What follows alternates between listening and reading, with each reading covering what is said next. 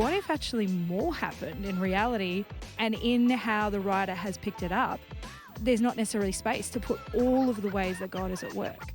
And again, I think that comes back to the point we talked about before. I just think we are unaware of how much God is involved in our stories.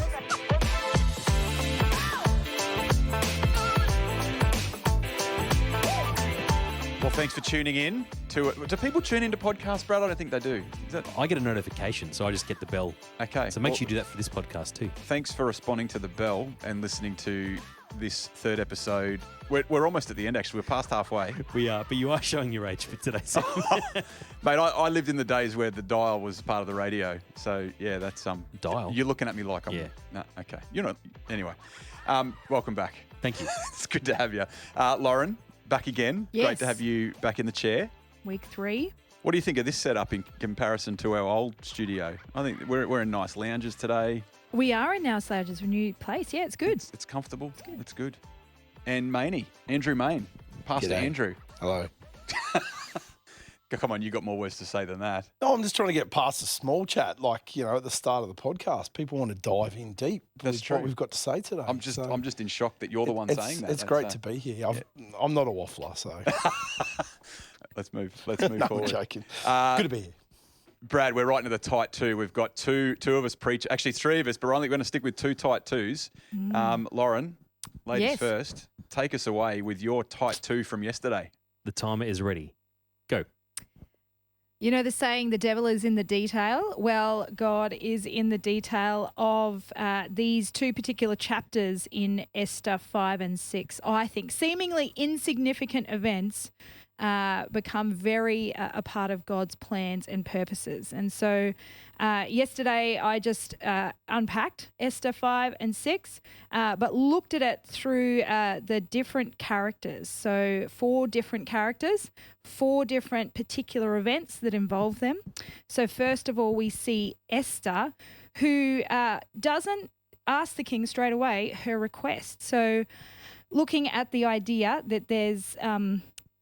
we need to listen to God in what he might be doing in that moment. Why did she wait? Unpack that a little bit.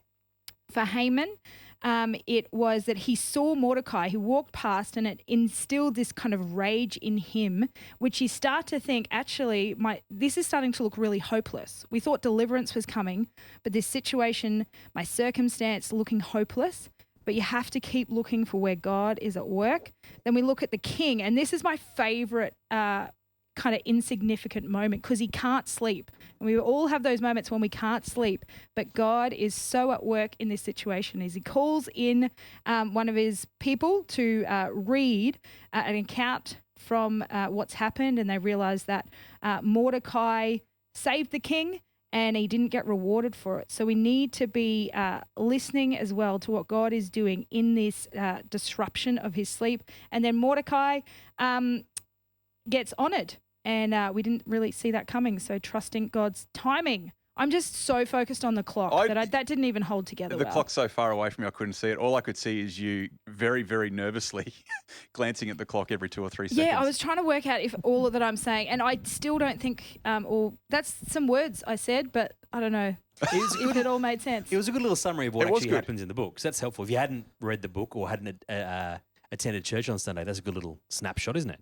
Yeah. We did say in week 1, narrative books are quite difficult to preach. Yeah. Particularly as we're doing it, working through it chronologically. Like there was so much gold in last week. This week's a bit harder to really mine for the gold. Yeah. But yeah, great, excellent.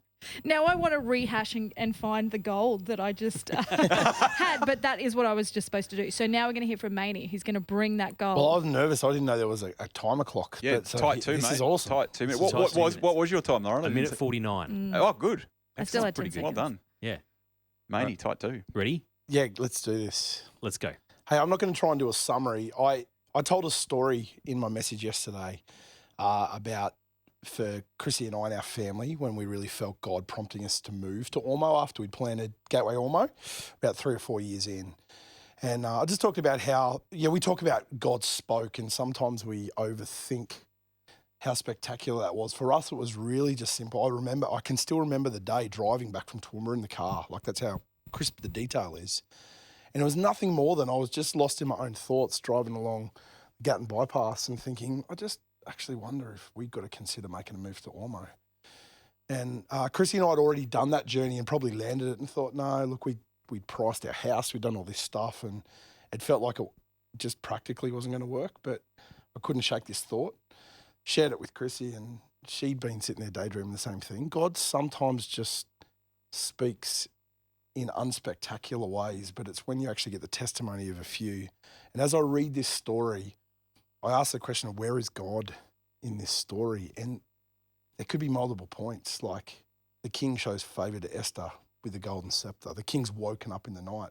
There's a thought on his mind, maybe I should read the story of my time in power. Like he's a guy that's a bit into himself. But in doing that, he's reminded of Mordecai, this faithful Jewish man that stopped him being killed. And this whole thing unfolds as all of these seemingly coincidental circumstances that we actually see God is actually at work in.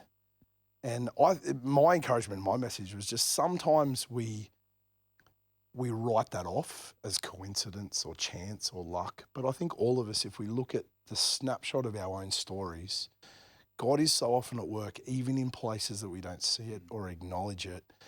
And my encouragement was just sometimes stop and give thanks for the way God leads and guides us. Oh, Mayne, 2 minutes, 2 seconds. Oh, you went over. Brilliant. No, 2 well done. seconds. It's very impressive. Well done. I reckon that's the thing that I've picked up across rereading these chapters is there, like I think you said, Laurie, that God's in the detail. I probably have read this book a number of times, but never really sat and looked at the fine details of what is actually happening. The fact that there's a whole bunch of banquets that just keep happening, it seems like it's this delayed gratification thing, and that God's at work putting these little pieces all together that seem coincidental but a part of his plan. I think that's the big thing I've picked up from these chapters. Yeah, it's interesting. I'm not going to do a tight two. I did preach yesterday though, and all of that is so true. God's at work in details that seem insignificant, all that sort of thing. But what I talked about was how it's who God works through. And there's a verse, I know it's in James, I can't remember the other book that it's in, but thematically it's everywhere in the Bible. God opposes the proud but gives grace to the humble. And if I can imagine Jesus saying that and then saying, let me tell you a story, and then telling the story of Esther. Like Haman is proud. Like he gets so angry when Mordecai won't bow down. It happens twice in chapter 3 and then chapter 5. And that's what pride does. You know, pride makes us angry when other people don't acknowledge how good we are. And that's what's going on for Haman. And his pride, and we're told these days, all around the world, you know, be proud of yourself and all that sort of thing. But pride in Haman was evil, and it was foolish, and he did some foolish things because of his pride. Whereas you got Mordecai, who had every right to go to the king and say, hey, remember what I did for you? Remember how I saved your life? Where's my reward? But he stays silent for like 4 or 5 years, I think it is. Until the sleepless night. He's humble, you know. And then Esther is wise. Esther makes some wise calls. Lauren, you said she doesn't bring that request to the king until the second banquet, because if she had brought it too soon, we wouldn't have had time for the king to have a sleepless night and for Haman to plot foolishly his own demise. So you've got this contrast of pride and foolishness with wisdom and humility, and God works through those who are humble and wise. Of course, the takeaway there is whatever is going on in your life, take the path of humility and wisdom. And because the path of pride is so seductive, and I think we all know this. Pride is so seductive, and yet it's like a cancer that just erodes your life. It's like a cancer in your soul. I wonder if anyone else who's listening thinks they're a bit like a Haman. I just that verse from I think it's 6, where he says, "Now Haman thought to himself, who is there that the king would rather honour than me?" Yeah, I think that thought similarly far too often, whether it's about work or friendships or relationships. I have those thoughts in my head all the time, and I was reminded reading this today of the humility that Haman didn't show, that then came and really bit him on the bum later on. It's easy, isn't it, when we're reading these stories to look at the villain and sometimes not to have the capacity to see ourselves in the villain sometimes. And the attitude. And I bought that. Totally. You're talking about the humility side of things, Sam. I just talk. Jesus says in Matthew 23 for those who exalt themselves will be humbled, and those who humble themselves will be exalted. There's this little bit of that sense of this grander narrative in the story that we see through Scripture of, Jesus says the first shall be last and the last shall be first. It's like this narrative actually points us to this upside down kingdom reality of what God honours and what happens. Absolutely, I think I think it's fascinating looking at Haman and Mordecai side by side, which you get in that last picture as Haman is leading Mordecai through, of just the difference between them. They are not the king and queen. They are the kind of sidekicks, the ones that are the, helping both the king and queen. But you imagine for Mordecai, he has gone without recognition he has saved the king from assassination. This is huge. We would be honouring someone in our culture for who's done that. And I think, I don't know if I've got the timing right, but I think it's about 5 years between when that event happened and he is eventually honoured. Going back to imagining ourselves, like if we don't get recognition for something, we get bitter and we want to take revenge. But you don't see that him. He continues to be faithful. And the thing I love here is that he goes back and just sits at the gate. So even after he's honoured, it's not like he's now like, oh, well, look at me and look at what place. Like, he goes back to what he was doing beforehand and continues to be faithful. It's quite remarkable humility, and it's so counterintuitive. Like I when I got to the end, when I was preparing about the bit about pride, I said yesterday, I prayed, God, give me an illustration of when I was proud. And God said to me, what time frame are we talking here? Like the last 24 hours, the last week, the last month? Because it's a long list, mate. Yeah. I'm like, oh, yeah, on the road when I'm driving, at home with my kids, with my wife, at work, with fellow campus pastors. Pride is just always, always there. And then when I got to the end of wisdom and humility, it's like, oh, what's an example of this? And the ratio is about 1 to 1,000. So the pride is so a part of us, and it's like it's always there whispering in our ear to be proudful, to be proudful.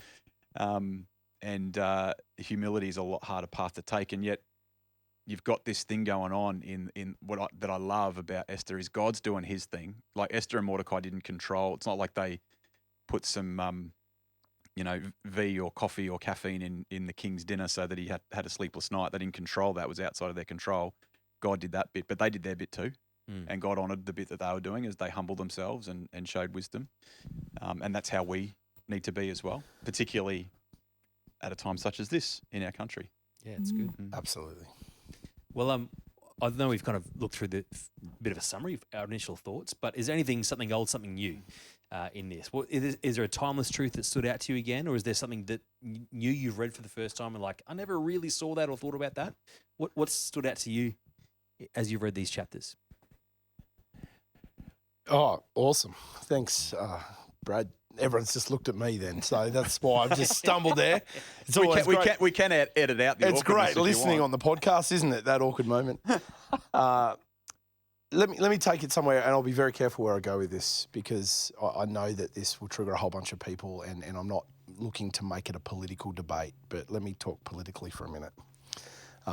You've got King Xerxes, and to put some big words that sometimes we throw around a bit around what Xerxes was like. He was genocidal.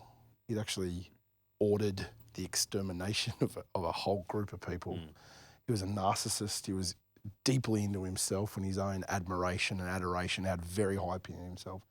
He was misogynistic, like his attitude towards women and the way you just read it through all the story. There's just so much in this story about the nature of King Xerxes. He's not the kind of leader any of us would celebrate in our culture today. Like they're people that we steer away from and that should be handled with great fear and care. But as I read this, and it is that moment, it's not explicit, but what causes him to lie awake and what causes the words of his story, again, he's like, imagine if I woke up at night and said to Chrissy, pull out the stories of my greatness. It's like, it's essentially what he does. Like, again, it's just leaning into this what this king was like. But he gets him to read the story of his reign, and the story that comes out is of Mordecai saving his life. God is obviously in that story. And here's this political figure in the story that is everything that we would fear in leadership anywhere. Again, not wanting to get into too tricky detail, but I think sometimes we've got to be reminded that even when there's things happening in the political landscape of our world that we may be filled with fear about, or we may really worry about, or we may get kind of, God's bigger than all of that. God is at work even in some of the messier places in our world. And there's probably never been a time politically across the globe, the global landscape, where there's more fear and more division and more argument and more polarization than we're probably seeing now. But I read this story of probably a king who personifies a whole range of stuff that is like high level problematic in leadership. God does something incredible working even through his story. That's great, Manny. Really good. Thanks for sharing. What about you, Laurie? You got anything? I probably, when it comes to my historical understanding, and when I say that, it's not the history of the story, but the history of my own life. In terms of the story of Esther, most of the things that were old to me came last week with the Such a Time as This. I think that's my knowing of the Esther story. And so the new part is so many things. But I just have so many more questions as I read, particularly these 2 chapters, about what else is going on. Like, I want to know why Esther waited. I want to know, could the king, did he have a sleep problem and he often at night wasn't sleeping well? Like, there's so many things that I want to understand, to just dive in deeper, that we don't have the answers to, but my imagination goes to different places, and I trust in that God is bringing revelation to me as well as I think through those things, and then put that lens over my own life, going, God, are you actually at work in my life in more ways than I give you credit for? And it's often as you look back on your life that you start to see, and that's probably the power of reflection. Like, we get to read this story in its entirety. What are they thinking in that moment? Like, are they seeing God's hand at work, or are they just living their life? And it's as they reflect on the story later, as they hear the story told many years later, as we read it today, that we can see God at work. But then what does that mean for our lives? Like, are we actually, I would encourage people probably to stop and reflect, because when you do, sometimes you go, I don't know if God's there. I don't know if God is at work. But when you look back in the details, you see him in so many different ways. I've even just reflected on some moments in my own life and just thinking, actually, I sent that message that actually triggered this event where I've seen God at work. And so I encourage people to reflect, because I think God is moving more than what we give him credit for. Do you think we've lost the art of delayed gratification in our Christian walk? I think sometimes we live in a pretty immediate world, and if I look through this story, Xerxes is pretty immediate. Even with the whole genocide thing, is like, yeah, whatever. Like, it's quite a thoughtless and immediate way he operates. But it is the retrospective looking back through Esther, you see all these pieces lining up. Laurie, do you think that and I know you work a lot with young adults here at our church, in our campus, but do you reckon we've lost the art of the delayed gratification, or the slow patience, or deliberate same direction of faith? I would say we're not willing to wait for God to do his thing that we can look back on and celebrate it. I think in my conversations with a whole lot of young people, but I don't think it's just young people. Like I said to someone the other day, they were like, I don't feel God. And we were talking about reading your Bible. I was like, oh, how long have you been doing it for? They're like, 2 weeks. I'm like, okay, I want you to read it every day for a year, and then let's have this same conversation. That is, like, who wants to do that? That's too long. But I actually think there is something in the longevity that we do miss in this instant gratification. I want it now, and I want to see God working now. I apologise to all the Ormo people listening to this, because I shared this story yesterday, but just speak to the history of our church for a minute. And some of you here will remember this, but going back years and years ago now, the leadership, our board of elders, really felt God leading them towards carving off a parcel of land at the back of our Mackenzie property that was not being used, but was able to be developed. And Gateway was in significant debt at the time. It was probably to the point where it was crippling a whole bunch of new ministry being able to emerge as you were servicing that. And I remember walking through that process, and there were just delays at every junction. It's like everything slowed down, and it's just like every decision took longer than it should in terms of planning and development and all of the council things that needed to happen for that to be possible. You know, it's a big process. We know that, anything to do with building, but there was this growing frustration you could sense in everyone going, oh, God, would you just hurry this thing up? Look, to cut a really long story short, during the delay in that time, we as a church believed that the development of that land was going to cut our debt significantly down to only a couple of $100,000 to still have to pay off.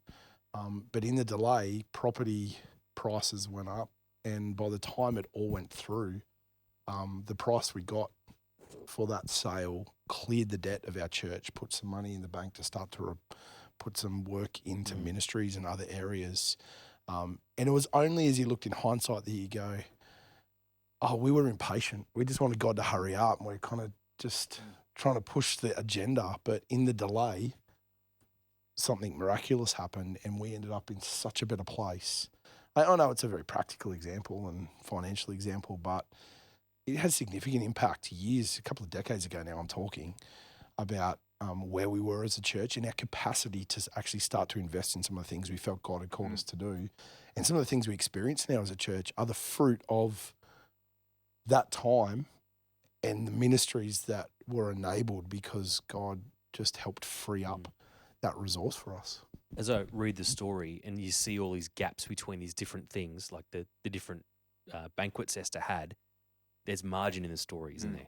There's a margin and space for God to show up and do something, whether it's an invitation, whether it's a dream at night, whether it's a recognition of someone who's long lost. Yeah.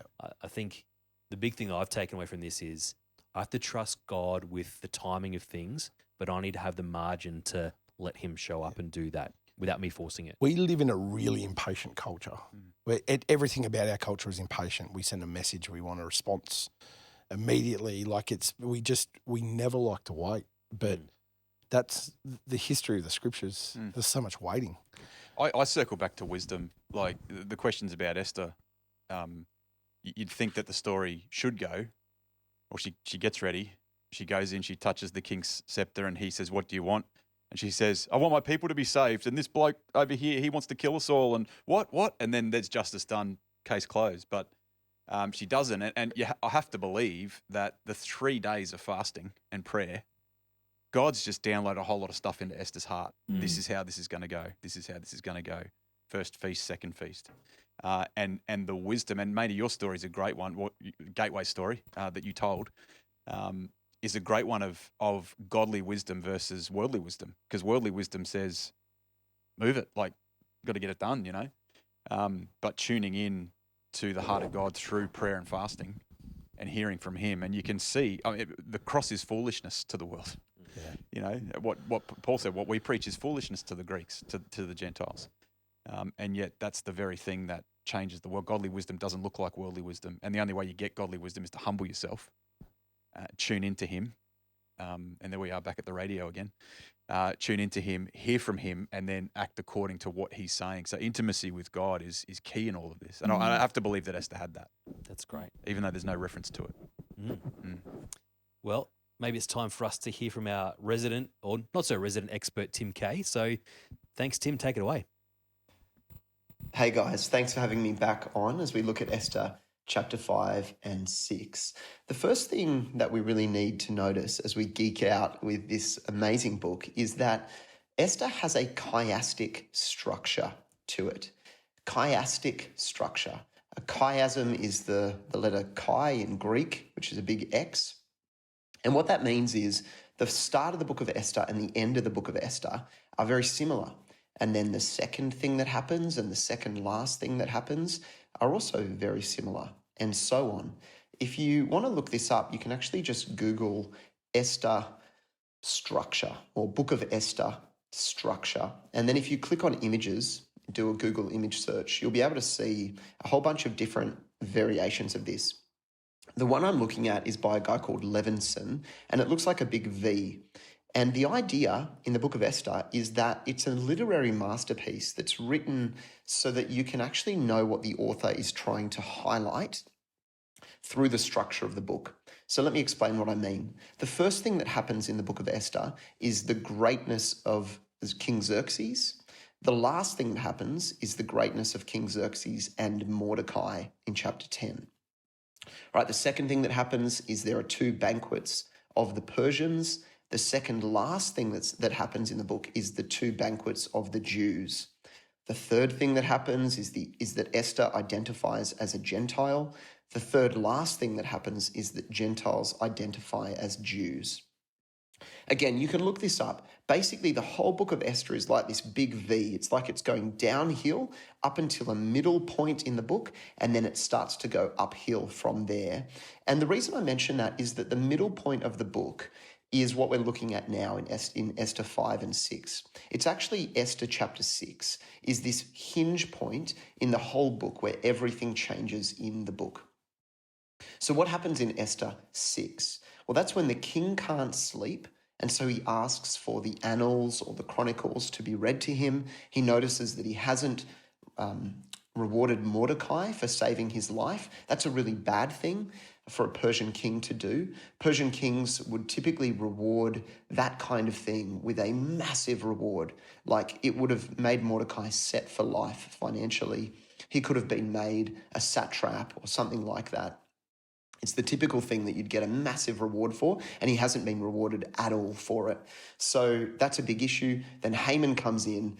The king says, hey, what should I do for the man that I want to honor? Haman thinks he's speaking about him and like really hams it up as to what he thinks that the king should do. The king says, now go and do that for Mordecai.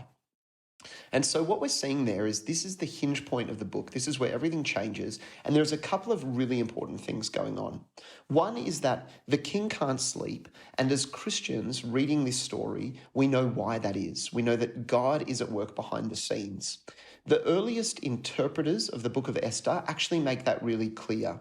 So in the translation of the Old Testament from Hebrew into Greek, which is called the Septuagint, they add in there that it was the Lord who took away sleep from the king. So they even add that into their translation of the book, just to make it really clear what was going on. Now, we don't need to add it into our translations, but we do need to know that is what is happening. That's what the author is trying to indicate to us, that God has taken away sleep from the king. There's another really important thing going on, and that is irony. Haman wants to kill Mordecai. He comes in, he's really arrogant, really proud, and then he ends up parading Mordecai through the city. So it's a kind of dark humor about the thwarting of the purposes of the wicked, which is going on. And it's important that we don't miss that. God is laughing at Haman's attempts to thwart his plans and purposes in the world, and God is thwarting Haman's plans and purposes. But there's also a really interesting historical thing going on. What does Haman ask for? He asks to wear the king's clothes, to wear the king's crown, and to sit on the king's horse. Now that has huge meaning and huge significance. That's when he thinks that the king is rewarding him and not Mordecai. And so when he asks for that, what is he asking for? He's actually asking to be the king. And that should indicate to us that Haman really is a bad guy. In fact, he might be behind the assassination plot that Mordecai stopped in chapter 2. That's actually another thing that you see in the Septuagint, that they actually make that clear, that Haman was behind the plot to kill the king in the first place. He really wants to be king. That's incredibly clear from the fact that he wants to wear the king's clothes and the king's crown and sit on the king's horse. The king's horse was an extension of the king's throne. So that's what he's asking to do.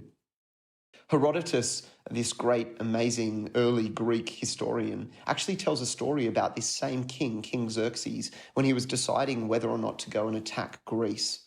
And he had a dream where he was told, yes, you need to go and attack Greece.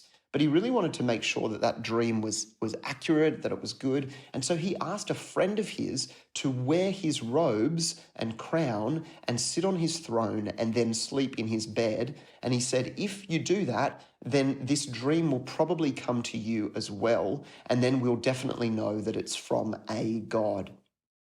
And so his friend is reluctant because he recognizes it's a really bad thing to want to sit on the king's throne and wear his clothes, because then you're asking to be king. But then he ends up agreeing and does it, and then he has the same dream. So that's what Haman's doing. The only thing that's left for Haman to ask for, which would be absolutely ludicrous, would be to sleep with the king's wife. If he did that, then he would become effectively the king in the thought of the period of time. And actually, that is what Haman ends up being executed for doing. If you look forward into chapter 7, you see when the king is furious at Haman, he storms out of the room and he comes back in seeing Haman falling on Queen Esther, and he says, "Will you assault the queen in my palace?" And then at that moment, Haman is executed. So we actually see this motif of Haman trying to do all the things necessary in order to become king, and he ends up being killed for that. And the key word there is fall. He was falling on Queen Esther. Before that, his wife had said to him, if Mordecai, before whom you've begun to fall, is of the Jewish people, you will not overcome him, but will surely fall before him. And so Haman has this motif around him of falling. It goes right back to when he was making the lots fall as he was trying to cast lots and decide when to kill all the Jews. It's the same Hebrew word used there. And so all of that to say, there is amazing literary work going on in the book of Esther, this incredible chiastic structure that centers on chapter 6, where the king can't sleep because God isn't allowing him to sleep. And then we see this divine dark humor, this irony, and we also see Haman's attempt to be king and how that's his pride coming before a fall.